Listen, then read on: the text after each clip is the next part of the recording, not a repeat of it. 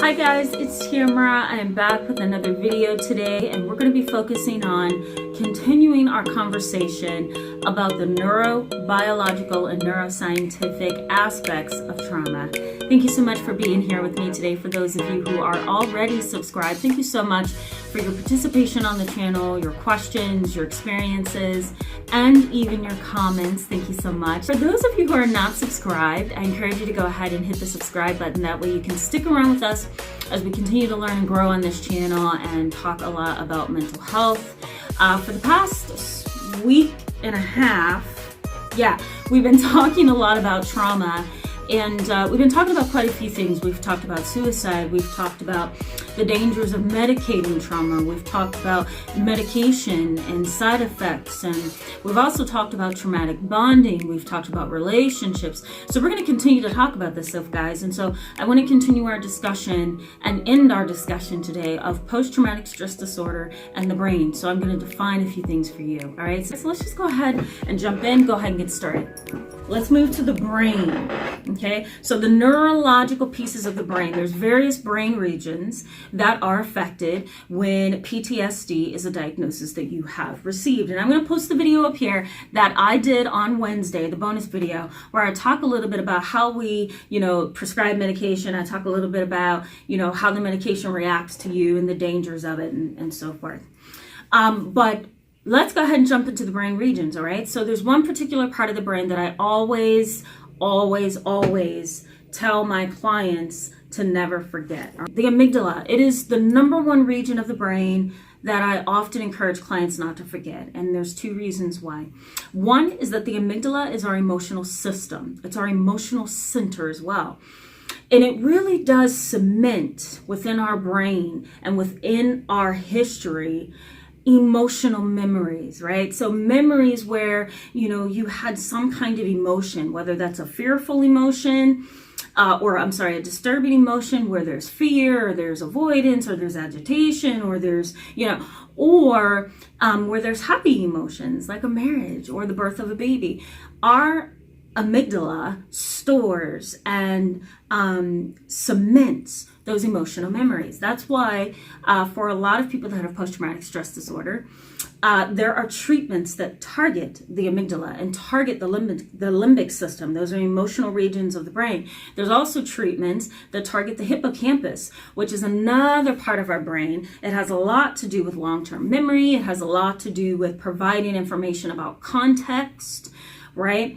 Your hippocampus kind of calms the storm, right? It kind of helps you make sense out of the context. So let's say, for example, you were in a grocery store and you were, shopping and trying to hurry up and get home and fix dinner, and you get to the checkout lane and you look over and you see that there's a person going down in their coat, and you're like, that looks suspicious. And they pull out a gun and they say, everybody wait. And you're like, oh my God, my life is like, how did I get here? Why did this happen? And what's going on?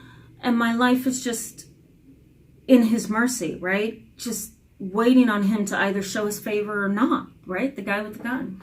So you're in a moment of panic. Your autonomic nervous system is kicking in. That gas pedal is kicking in. You're in fight or flight mode. You see a gun. You see somebody who could care less about other people's lives, right? Innocent lives. So your body is in that, racing overdrive, right? Let's say you experienced that in your past, and that's why you have post-traumatic stress disorder. You may go into a grocery store so many years later, and every time you go to that checkout lane, you find your body changing. It's like that, right? Your heart rate goes up. You start to sweat.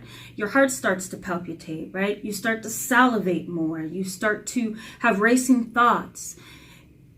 But what calms you is an interesting part of the brain known as the hippocampus.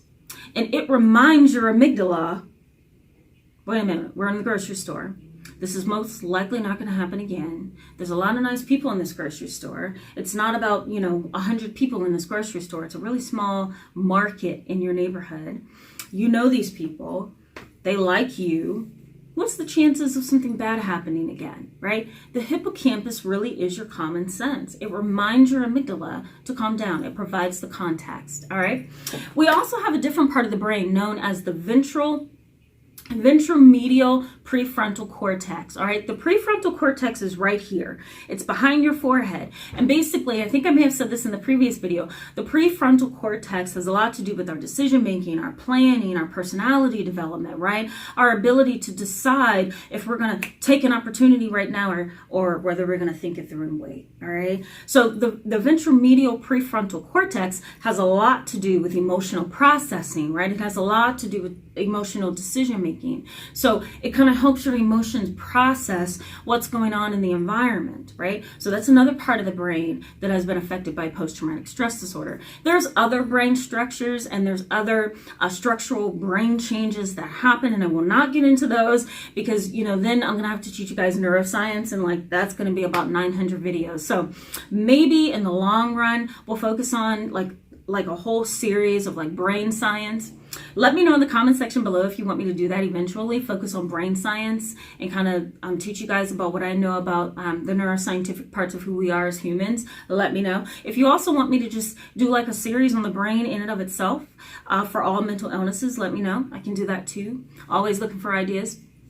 So all of this goes together, right? These different parts of the brain, your central nervous system, your autonomic nervous system, all this stuff collides and it creates post-traumatic stress disorder. So there are treatments, guys, that can kind of undo the damage or reduce the damage, all right? And so some of those treatments, and I have them written down actually, I have them written down somewhere, but this is not it. All right, so I will put them in the description box below for you. I will list them for you so you'll know what is what, and I'll try to add some websites next to the treatment so that you can look it up.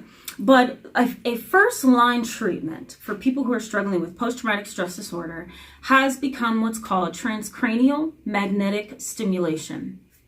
Right over here, guys.